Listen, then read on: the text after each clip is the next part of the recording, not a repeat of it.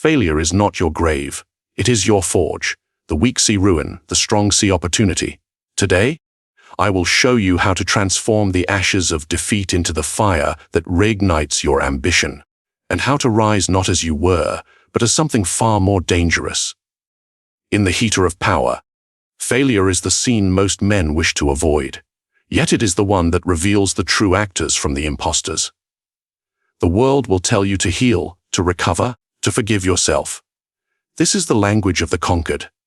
If you wish to rule again, you must not crawl from defeat. You must emerge with sharpened claws. Ambition, once wounded, must return cloaked in cunning, furled by the cold calculation of one who knows the battlefield intimately. In these moments, you do not seek comfort. You seek control. And control, my friend, begins with the mastery of yourself and ends with the subjugation of those who once doubted you. Failure. It burns, does it not? That quiet humiliation when the world pretends not to notice, yet you know they whisper in corners. That bitter taste when you replay every moment, wondering where your grip loosened, and who smiled when it did. Most men recoil from this memory. They bury it. They soften it. They dress it in comforting lies. It wasn't meant to be, or it's just a lesson. But you must do the opposite. Do not hide from the sting. Sharpen it. Let it pierce you again and again until the pain becomes a weapon in your hand. Why? Because pain, unlike comfort, never lets you forget, and forgetting is the fastest way to lose again. Consider Julius Caesar before his ascent. He was once taken by pirates, mocked, humiliated, forced to send word for ransom like a desperate child. But he never allowed the insult to fade. When freed, he hunted those pirates down and crucified them. It was not mere vengeance. It was a public demonstration: never humiliate me and live. Do you see? The memory of defeat is not meant to cripple. It is meant to keep the blade sharp. But here is where most fail. They let defeat become a wound that festers inward. It rots their confidence. They wear it as quiet shame rather than forged steel. This is where your mind must differ. You must dissect your defeat clinically, without mercy for yourself. Do not hide behind pride. If you were outmaneuvered, admit it. If you were too slow, face it. If you trusted the wrong man, never forget his face.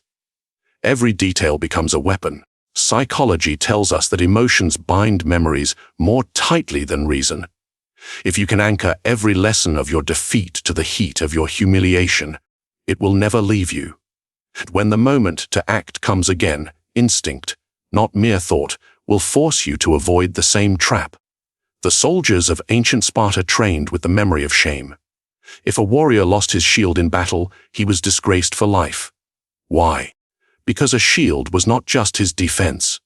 It was the defense of the man next to him. The shame of such a failure was a lifelong scar, and the fear of earning that scar made them fight like gods. This is how you must fight, not for pride, not for approval, but to never taste that same poison twice. Ask yourself, what face did you wear in your moment of failure? Was it confusion, panic, resignation? Picture it clearly, and then vow never to show it again to any living soul. You see, the mind can be programmed through repetition and association. Every time you feel complacency, summon the memory of your defeat. Let it punch you in the gut. Let it make your heart race. This is conditioning, the same method predators use to train subordinates through fear. Except here you are both predator and prey. But there is more. Weaponizing defeat is not merely internal, it is also external. You can control the story others tell about your failure. Never allow it to be remembered as weakness. Reframe it as retreat for advantage, a step taken to set a trap. The truth is irrelevant. Perception is all. Alexander the Great lost battles in his youth, yet none are remembered. Why? Because every loss was overshadowed by the next victory, so overwhelming it made the earlier defeat appear like a deliberate test of strength. This is your task. Turn your greatest humiliation into the seed of your greatest triumph. And here is the paradox: when you stop fearing the memory, others begin to fear the man who survived it. Because survival after public defeat signals one thing: resilience too dangerous to challenge lightly. Imagine the advantage you hold when your rivals believe you have already endured your worst day and still sharpened your blade for them. They will hesitate, they will overcalculate, and in that hesitation, you will strike. So keep the memory close. Feed it, nurture it like a serpent in your chest. Let it coil and wait for the day it sinks its teeth into the one who once celebrated your fall. You are not here to heal from failure. You are here to weaponize it, because the man who learns from victory may become skilled. But the man who learns from defeat becomes untouchable. A fall in the eyes of the world is not merely a loss. It is a transformation. But the question is, will you control that transformation, or will others shape it for you? You have just endured defeat. Your enemies are whispering. Your allies are uncertain. The crowd that once cheered has turned their gaze elsewhere. This is not the time to explain yourself. It is the time to design yourself. Do you think power belongs to the one with the strongest truth? No, it belongs to the one with the strongest story. History remembers Napoleon's retreat from Russia not as pure failure, but as the temporary setback of a man destined to rise again. Why? Because he understood the art of framing. Even as his army froze in the snow, his propaganda painted the retreat as a strategic withdrawal, a move that would preserve his forces for the next conquest. The truth, irrelevant. The perception, everything. Your public image after failure is not what happened. It is what you make them believe happened. The mistake most people make is desperation. They scramble to explain, justify, apologize.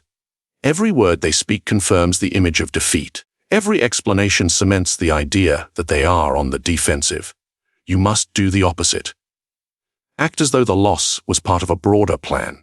Silence can be your greatest ally here. It forces others to fill in the blanks, and in the absence of your confession, they will invent reasons often more flattering than reality. The Romans mastered this. When a commander returned home after a failed campaign, the Senate often celebrated him with public games, framing the event not as a failure, but as a noble effort in service to Rome's glory. The people did not dwell on the loss, they remembered the spectacle. So, what spectacle will you create? The first step is withdrawal. Not disappearance, but selective absence. You do not vanish in shame, you retreat into what appears to be preparation. Your absence becomes mysterious, even strategic. Let them wonder. When you return, you must present yourself altered. A new style, a sharper tone, a visible signal that you are no longer the same man who was defeated. The change must be noticeable enough to spark discussion, yet subtle enough to feel natural. Think of it as rebuilding a fortress. You do not rebuild the same walls in the same way. Your enemies know where they are weak.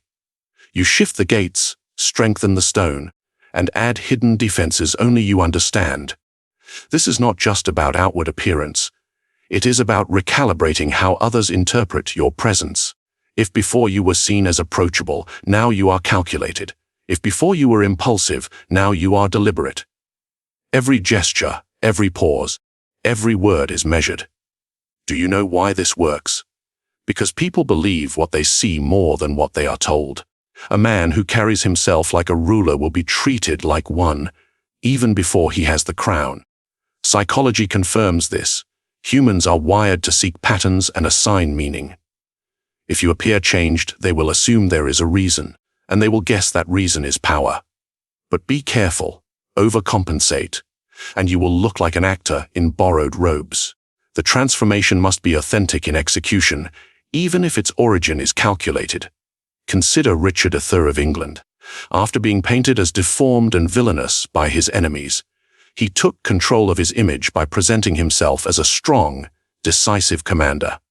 Though his reign was short, his ability to project authority in the face of negative propaganda won him loyalty from key factions. At least long enough to secure the throne. The goal is not to erase your past defeat. It is to redefine it. Make it seem less like a blow and more like a ritual you endured to become what you are now. When your enemies see you return, composed, refined, untouchable, they will question whether you truly lost at all. And the moment they question, they hesitate. And in hesitation, they grant you the advantage. Your fall is now your disguise. They think you are recovering, but in truth, you are positioning. You are not the man they struck down. You are the shadow that survived him. And the shadow is harder to kill.